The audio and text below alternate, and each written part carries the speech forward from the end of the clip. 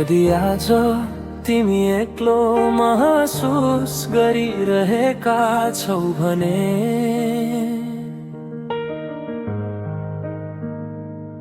डराउनु पर्ने केही छैन, किनकि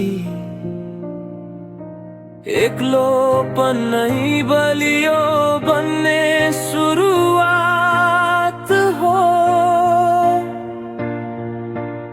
सबैले तिमीलाई देख्दैनन्,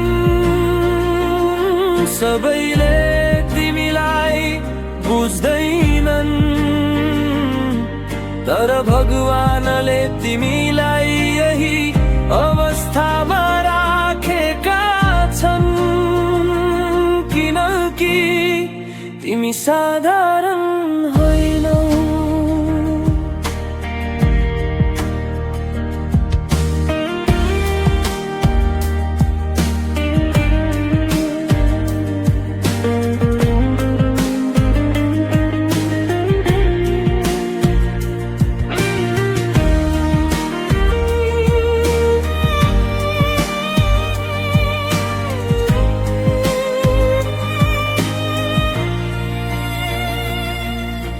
जिन्दगी सजिलो भएको भए सबै सफल हुन्थे,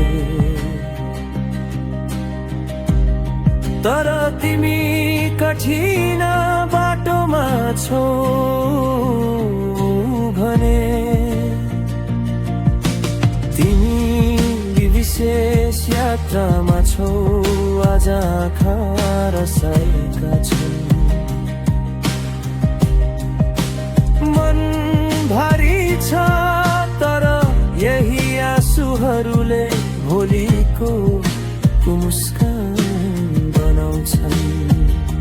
साथी तिमी ढिलो हुँदै छौ भन्ने लाग्ला, तर गलत ठाउँमा छैनौ।